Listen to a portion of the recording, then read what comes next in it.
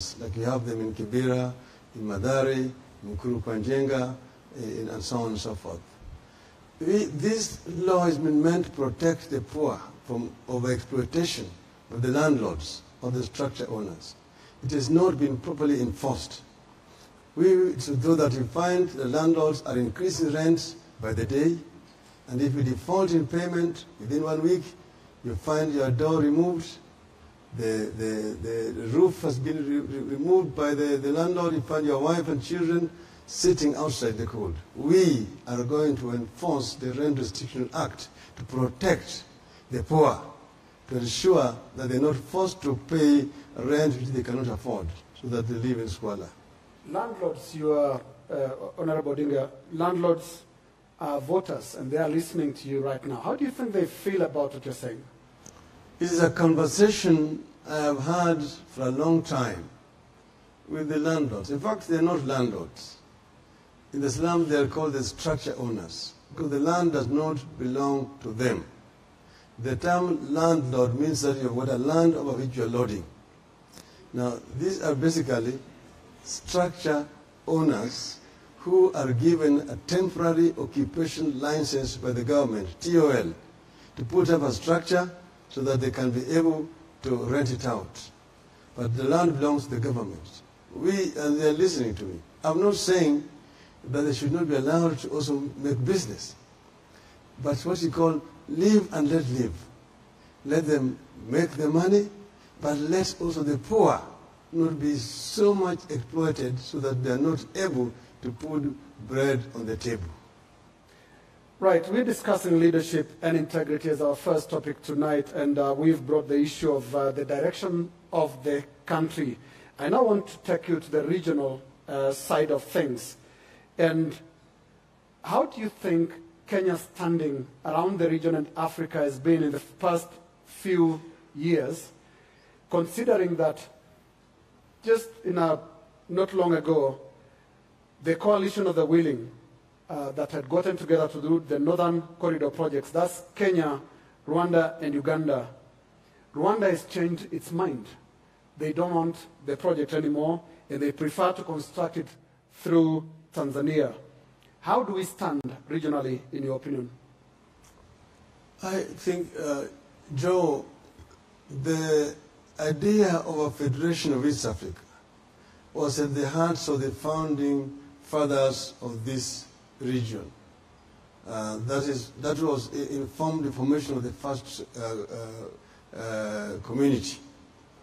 It died, but not because of lack of commitment, but because of greed by some leaders. I do believe that this region will benefit more if we can remove some barriers which still exist and open the borders for free flow of goods and people.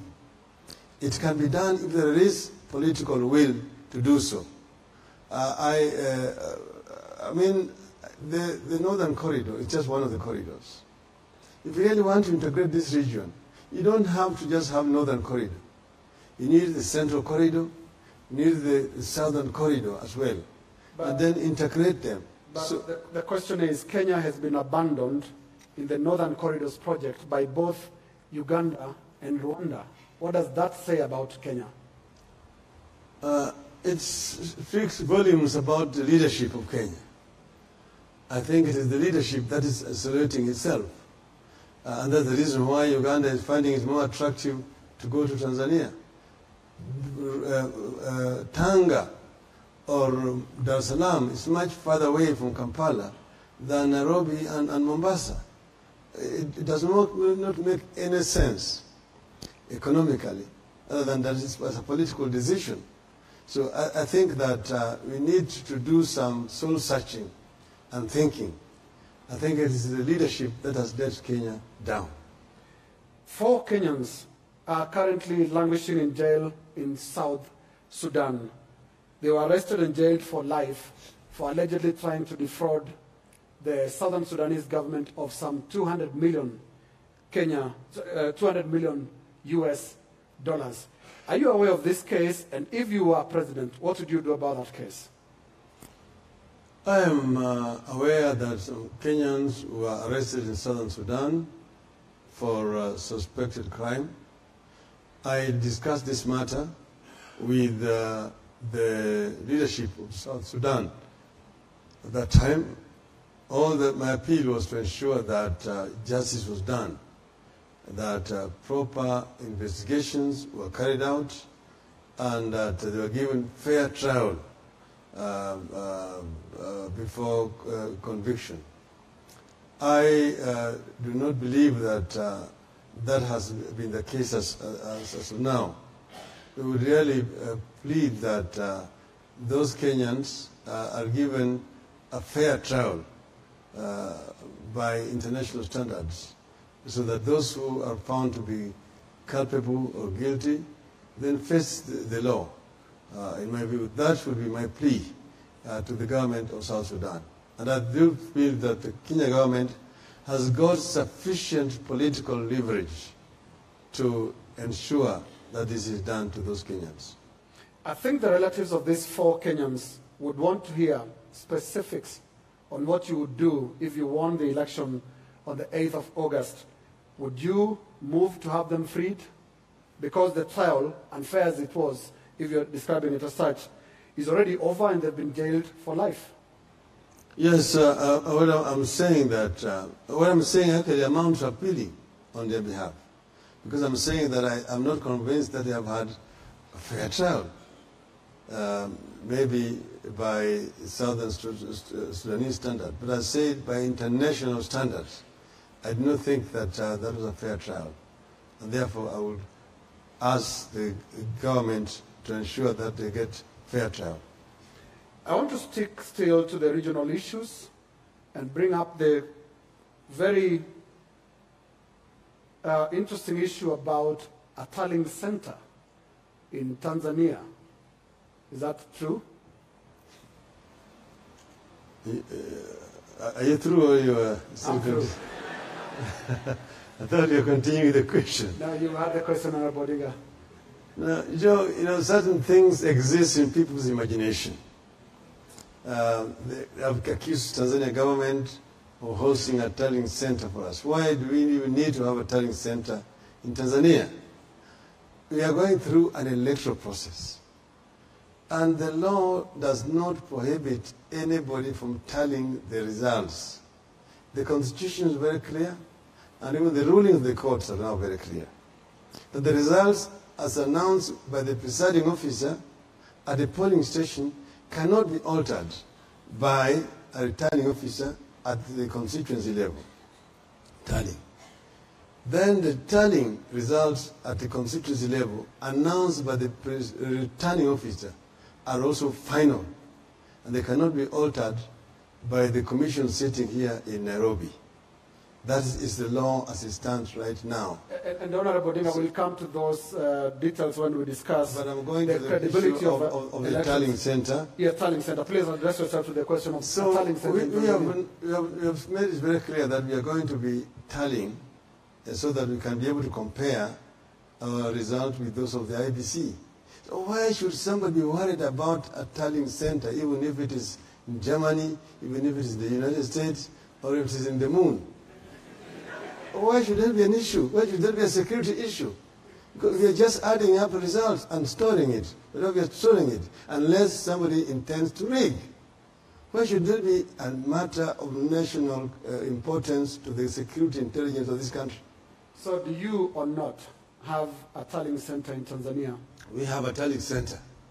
In Tanzania? In Kenya, and in Kenya, and in the clouds. Well, Honorable Odinga, let's come to the issue of elections.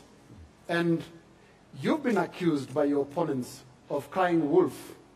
Every election, you've run for the 4th time now, and almost every election, you always raise questions about the credibility of that election way before it is held. You have, for example, made very serious allegations this year that the election is about to be rigged using, among others, the military. Is that something you would repeat? Is that a statement you would repeat in this debate? Joe, I've not been crying wolf. Kenyans know the truth. You know what happens in 2007? That when we were leading by over 1 million votes, and the total number of votes which were left could not even close that gap, they shut the media, stopped the media from live transmission, and then went on to rig the results. Everybody knows that. Even Mr. Kriegler came and has in his report. Even Mr. Kiviti himself, when he was asked, he said he did not know who won the elections. That's the chairman of the Election Commission. Last time, the results are also now out. That 12 million people voted for the president, but only the 10 million people voted in the other 5 elections. Meaning that there are 2 million Kenyans who went to the booth and only voted for the president, did not vote for anybody else. Nobody can believe that. So now, we have said that they are at it again, because they have sensed defeat. The figures are not adding up. And that's the reason why they are involved in the security forces. And I've said that the Kenyan military has such a reputation internationally. And we have respect for the Kenyan military. I used to co-chair the Security Council. And I've said that they should desist the temptation to be engaged or involved in manipulating of the electoral results. The National Intelligence Service in this country must desist from interfering with the electoral process. Until and unless that happens, we'll always be having problems here. They're the ones who are now involved in recruiting returning officers, recruiting presiding officers, recruiting clerks, police officers, and we even showed correspondence showing that serving police officers have been asked to surrender their forces' ID cards to be engaged in the so-called special duties. What are the special duties? Joe, you need to know that I was a prime minister. I used to co-chair the National Security Council. I have information. When I'm talking from authority, and nobody can contradict me. When I said the other time, even the Minister for Defense came out and confirmed that indeed there was a training taking place at the Embakasi barracks at that time. And they said that they were preparing themselves to provide security during the elections.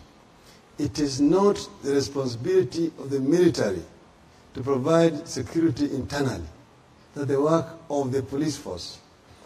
Under our constitution, the security force, the military is supposed to protect us against external aggression. And they cannot be deployed without express approval by Parliament. Parliament has been closed, and there's been no permission given to President Uhuru Kenyatta to deploy the military. Before I go to my next question, Honorable Odinga, I do understand that the lighting here tonight is quite bright. And this is actually Linus Kaikai. We should have explained our sitting positions. And to my left is Joe Ageo. And with a bit of makeup, we actually look alike. So thank you very much. And I'll continue with my question. With regard to what some of your critics, Honorable Odinga, see as your persistent war on institutions. You fight institutions, that's what they say. You wanted the other IEBC out. They were removed. You have a new IEBC. You still have a problem with that IEBC. You've explained your position on what you're talking about with regard to the role of the military in the election. You are known to have spoken very strongly against the institutions like the provincial administration or former provincial administration. Are you a man on the warpath against institutions? And given a chance, what would you and how would you relate to these same institutions if you became president? Joe, I'm not fighting institutions. This is Kaikai. This is Linus. Sorry. I'm sorry. This is Linus. You said you look alike.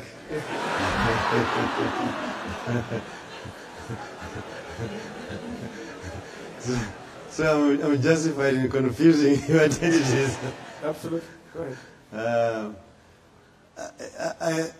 Whenever you see me criticize an institution, I'm not doing what you call negative criticism. I'm doing what you call constructive criticism, with a view to trying to make those institutions change. You know, we have a new constitution.